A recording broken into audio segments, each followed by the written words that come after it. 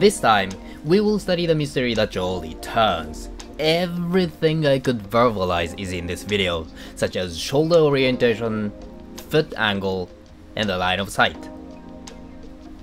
However, it's been a challenge to find the exact cause that applies to you out of many.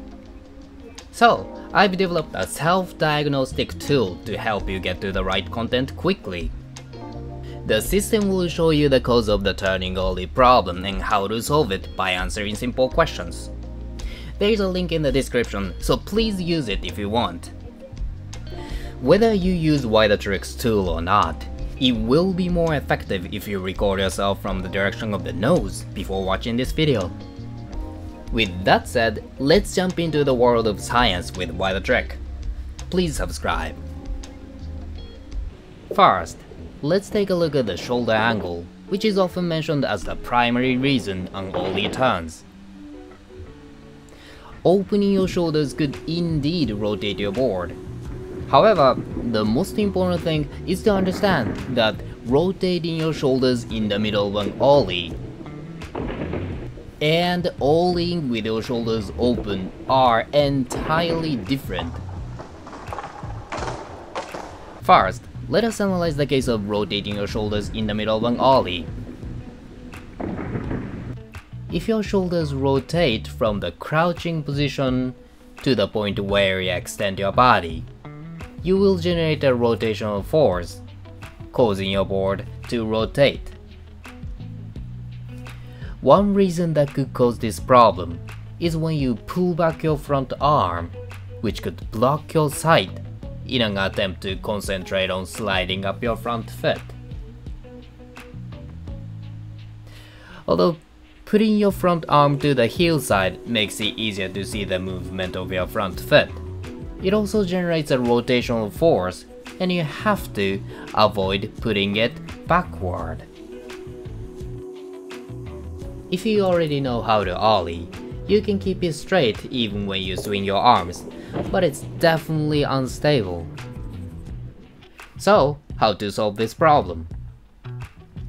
When lifting your arms, spread them out to the sides. Doing so allows you to pressurize both your feet evenly and lift your body efficiently without generating a rotational force. And you will also have a clear vision of your front foot. If you are unsure if you have this symptom, check when your board begins to rotate in your Ollie. If your upper body rotation causes this problem, your board should have begun to rotate by the time it reaches the peak of your Ollie.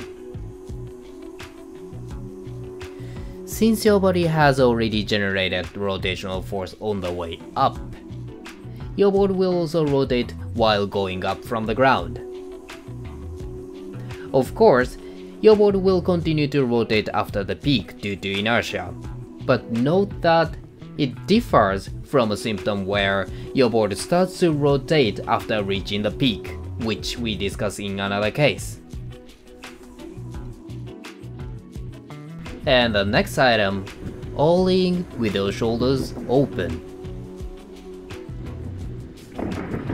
As explained in the previous video, it is possible to Ollie straight with open shoulders. If you keep your shoulder angle throughout your Ollie, no rotational force will act on your body that could turn your board.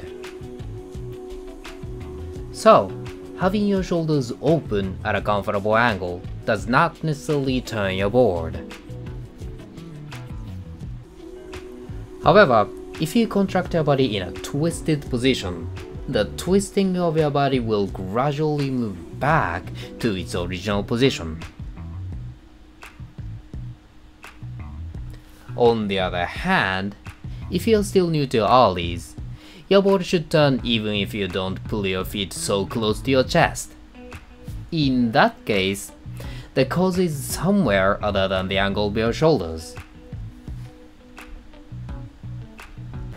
If your board rotates even when your shoulder angle does not change when seen from the front, check if your center of gravity shifts to the heel side.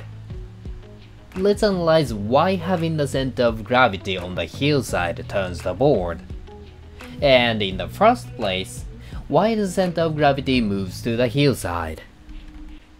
The biggest reason is because you're putting your hip back. If you are afraid of doing an ollie, which is natural at first, you may unconsciously pull your body away from your board. Or do an ollie with your hip pulled back, so you can easily step off your board.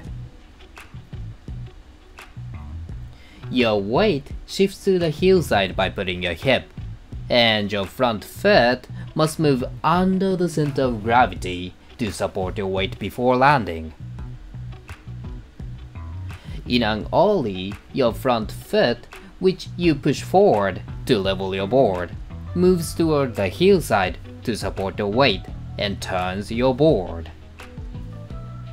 The trouble is, it's difficult to notice that you're putting your hip back, because in most cases, you can keep your center of gravity directly above your board when you squat and store energy to jump up.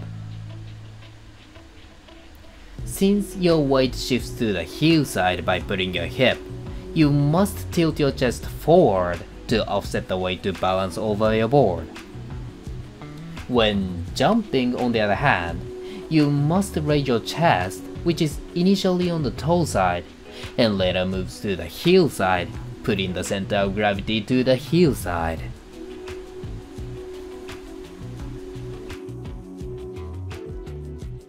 To solve this problem, practice moving your center of gravity vertically up and down while slowly moving straight ahead. At first, you don't even need to pop. You can say that you're not putting your hip if you can move your body up and down without swaying it back and forth. Once ready, try popping the tail lightly while moving straight ahead, keeping your body axis over your board. And avoid popping too hard. You can always go for higher ollies after getting used to it.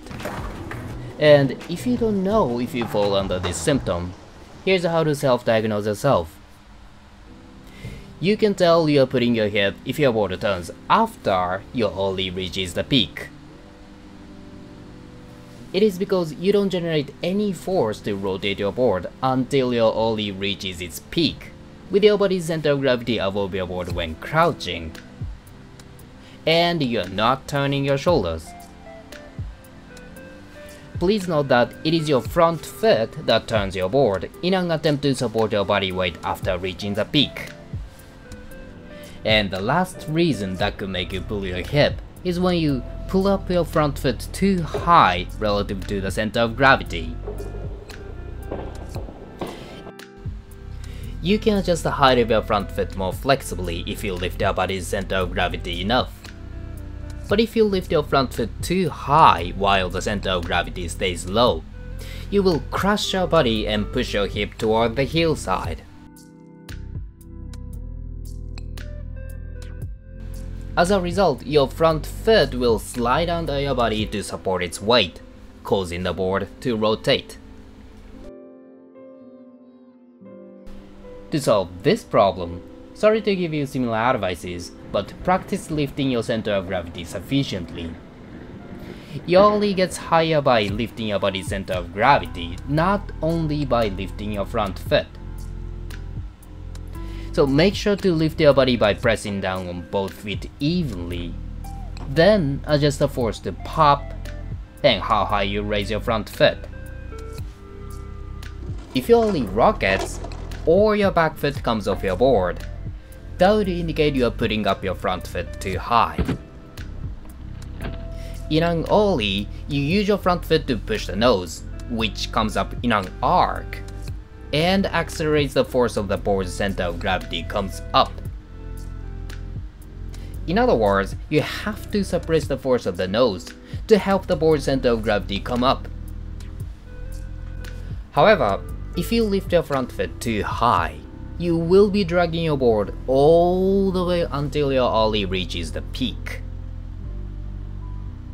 Not only can you not accelerate the board's center of gravity to come up, but your back foot will lose contact with your board as it angles too much.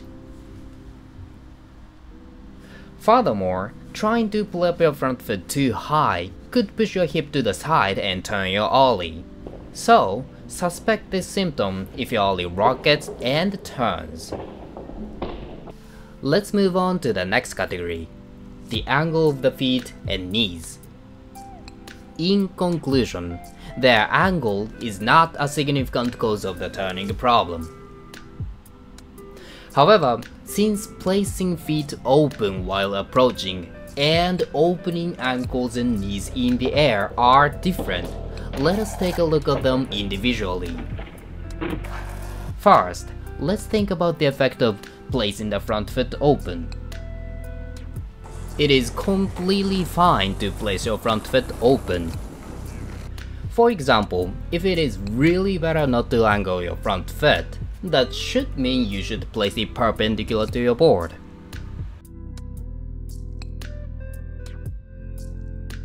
However, considering many people put their front feet open, it should mean you can adjust its angle flexibly depending on your preference.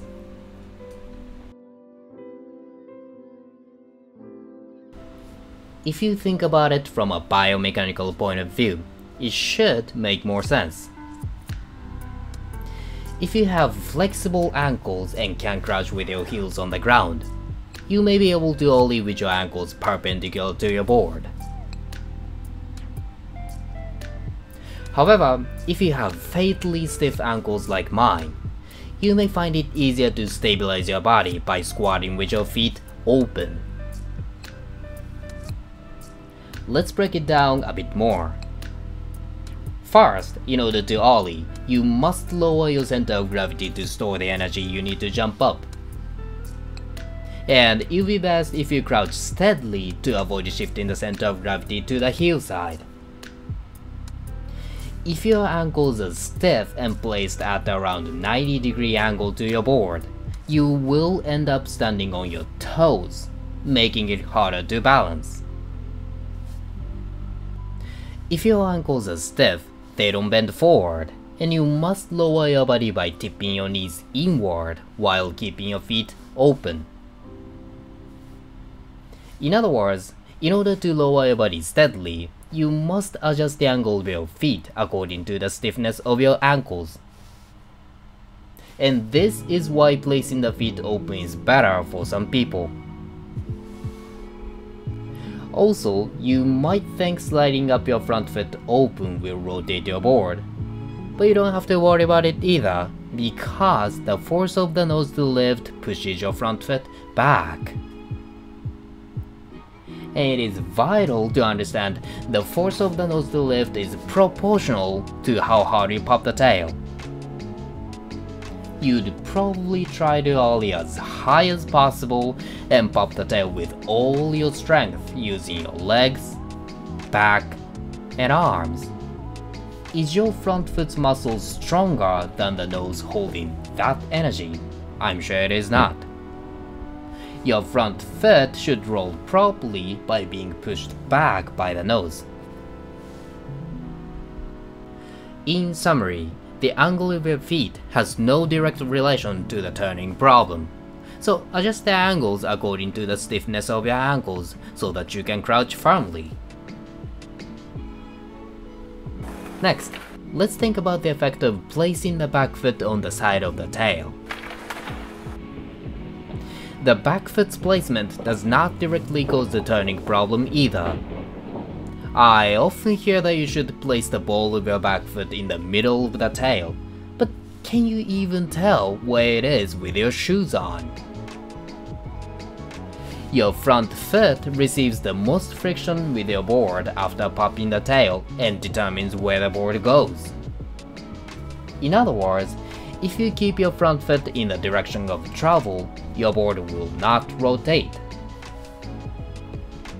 However, placing your back foot on the toe side could make your body axis lean forward and indirectly turn your board. If you pop the tail straight down with your weight on the toe side, you will apply a horizontal force to the tail that is on the heel side relative to your body and rotate your board and front foot. Therefore, there is nothing wrong with placing your feet in a position where you can balance comfortably, but you need to keep your body axis vertical to prevent the board from turning. And the next item, let's also see the effect of opening the front foot and knees in the air. In an ollie, your knee will be in front of the direction of travel, but it is not because you open it front side. Instead, it is because your front foot moves backward relative to your knee, as the nose arcs and pushes against it. In a straight ollie, your knee lifts almost vertically and stays in one place, serving as a fulcrum around which your front leg rotates. However, in most turning problems caused by the knee angle, you wind up opening your front knee outward to push out the nose, instead of rotating your leg outward. This may be because we are not used to pushing our legs outward. For example, we often open our knees when we sit in a chair in our daily basis, but rarely push our legs outward. The only way to solve this symptom is to get used to the feeling of rotating your front leg. Slide up the nose while lifting your front knee vertically, and avoid intentionally opening it. The same can be said when pushing the nose forward. Do not open your knees intentionally, but push your leg forward around your knee. One way to tell if you fall under this symptom is to check if your board is moving away from your back foot as it rotates around your front foot. Since this is not caused by the center of gravity shifting to the heel side, your weight does not shift from the direction of travel when seen from the front. Suspect this case if you are moving in a straight line throughout your ollie, and your board loses contact with your back foot. Doing ollies over obstacles could also turn your board. You can get over the obstacle if you ollie with enough speed and pull up your back foot adequately. Getting the back track to clear the obstacle is the most challenging part, and you will rotate your board if you force the rear track to move. Let's see what makes you want to do so individually. One main reason is the body orientation and the direction of sight. In an ollie over an obstacle, your body tends to face the direction of travel due to fear. In addition to this tendency, if you try to bring your back foot in your sight to see the movement of the rear track, you will rotate your board. If you fall under this symptom, learn the feeling of pulling your back knee close to your chest. After clearing an obstacle, your eyes immediately direct the landing point, and you will often not see your back foot. Learn the feeling of how high you need to lift your back foot to clear the obstacle. But practicing pulling your back foot up can be dull, so try practicing ollie into grabs if you want. You may not be able to reach your board at first, but it is a great way to practice pulling up your back knee. And most importantly, it is fun.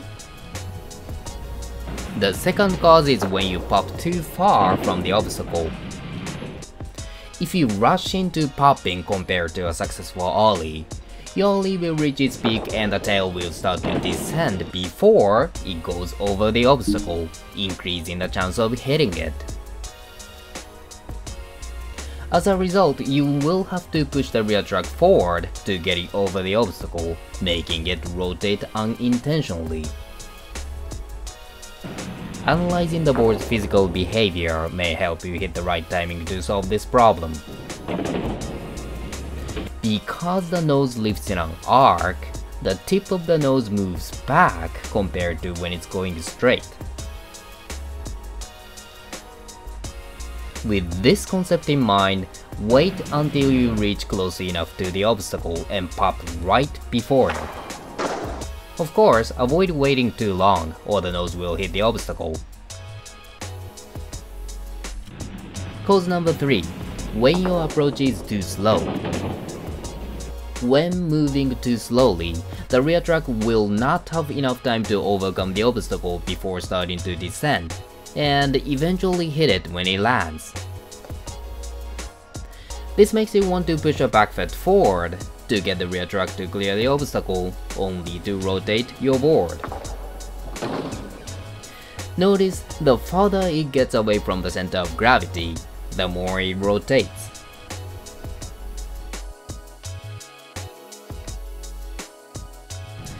If you're, for example, stepping on an obstacle, you'd fall under this symptom. To solve this, get used to doing ollies with some speed. Don't worry about the height. You could also get used to the speed by practicing tricks over lines on the ground, or practicing tricks off ramps. And the next item, you might also pull your head by practicing ollies while holding onto something. The fact that your board can rotate even when your shoulder angle is perfectly parallel to your board while holding onto something proves that your shoulder angle is not the only reason your ollie turns.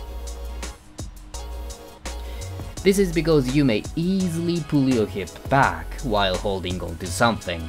As a result, as in the previous example, you will end up rotating your board as your front foot slips under your center of gravity to support your body weight before you land. So how to solve this problem? As before, practice lifting your center of gravity vertically while moving straight forward. Although practicing while holding onto something may help you learn to pop and slide up your front foot, but it tends to cause your center of gravity to deviate to the heel side.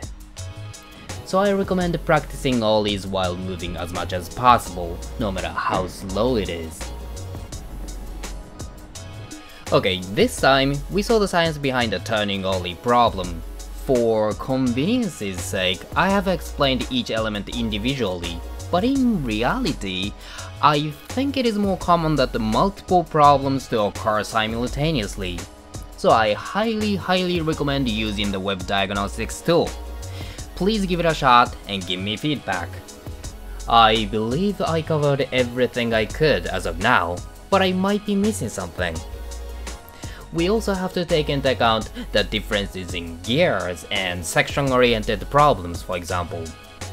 Whythetrick's ultimate goal is not to brag about my skills, which I don't have, but to accelerate the entire human race's evolution by bridging everyone's knowledge. So if you want to be a part of it, please give me a comment either from a comment section below or the contact page on my website. And that's all for this episode. Thank you so much for watching. Until next time.